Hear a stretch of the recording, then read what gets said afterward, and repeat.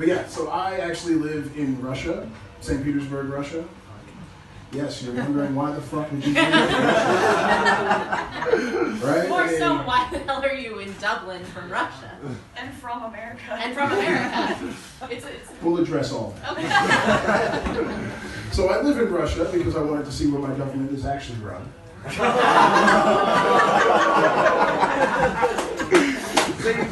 Right? And I came to Dublin because I like to drink. So if anybody wants to buy me a drink later, I'm a broke bitch because I live in Russia. But yeah, I've been living abroad for the past 5 years, lived in a number of countries, and I used to teach English. Anybody in here ever been an English teacher? Lucky. Keep not being an English teacher. But like, I've worked a bunch of different jobs, and like I used to do tourism for a little while, and I worked with this one chick, little Taiwanese girl named Connie Chung. And Connie used to tell me some really interesting shit. Like one day she came up to me and she was like, "Yo, you have a voice for Netflix." And I was like, okay. I mean, Netflix does movies and TV shows. So it's basically like a really nice way of saying I have a face for radio. And then she told me I look like a young Morgan Freeman, which basically means I look 45. And then we were out one night and like a bunch of dudes just kept hitting on her. And she just came up to me and she was like, "Yo, these niggas ain't loyal." Yeah. Little Taiwanese girl. And I mean, I had to look at her and agree, because those niggas weren't loyal. But back to teaching, I used to teach in Korea, and one of the things that made me want to get away from it was kids are just annoying. But I walked into a classroom of a new school one day, and this kid just lost her shit. She's like, "Oh my God, chocolate teacher!"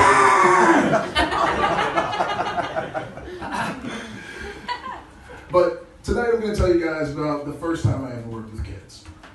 And so I used to work at a summer camp. Not one of those rinky-dink summer camps where you're worried about a raccoon sneaking into your tent to steal your Game Boy at the middle of the night.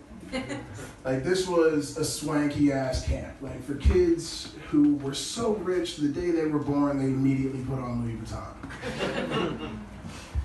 And I mean, it was a really fun camp. Like, these kids were nice. They came from all over the world. So, different shades of white. And I mean, it was great. They generally loved me. I was the one black guy there. I gave them street cred. And then there was this one kid. I fucking hated this kid. He was 14 and had the confidence of a neo-Nazi fucking frat president. Nice. Yeah. Little piece of shit. And like, you guys know Harry Potter, right? Yeah. We've all seen it. Yeah. So imagine like you had to be friends with Draco Malfoy, and every time he was a dick, you couldn't do anything about it. That was my life dealing with this kid. Like, he just talked shit constantly. But during the camp, like, we did a lot of things. We played kickball, where all kids, kind of learn how they rank physically. We played dodgeball, where it's basically legal child abuse. And then hide and seek, the classic, where you actively try to lose children. But my favorite game that we had was called Monsters and Mushrooms. And I don't know why we didn't have the licensing for freeze ball tag, but we called it Monsters and Mushrooms. Very simple game. Everybody understands? Yeah? If you don't, you just admitted to not being as smart as a 5th grader. So the game was very simple. Get a ball, hit somebody. If you get hit, become a mushroom, pick up a ball, you get to move again. Now this little fucker, right? He had been talking shit all session about how he was gonna lay me out during this game. The night arrives, and the game starts. Now I fucking spot Hitler's wet dream across the room. And I go for a ball, he launches one at my head, I dive out of the way, right? Barely misses me. I get up, fucking get hit right in the back of the head by little Sally from Australia. Now, she was an adorable little girl, and she was very happy that she hit me. And she skipped away, you know, like a fucking asshole.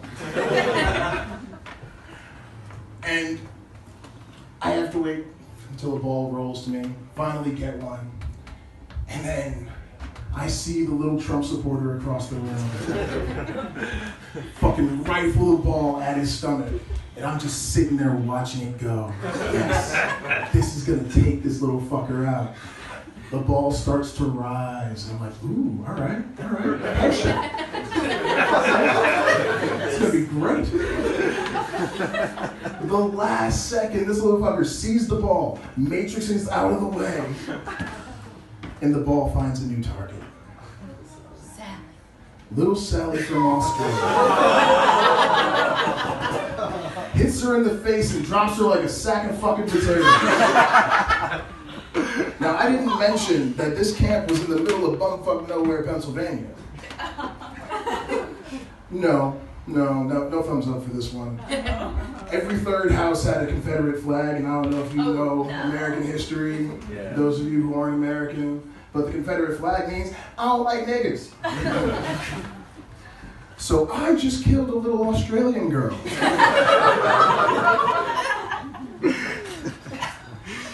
I'm fucked.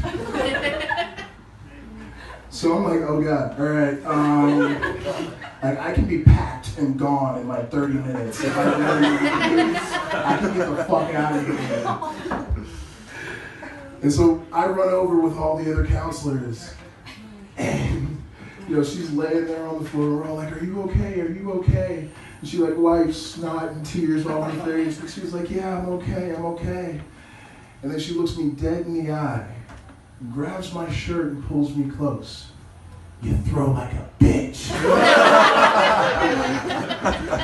All right, ladies and gentlemen, thank you for the laughs. My name is Danton Lamar.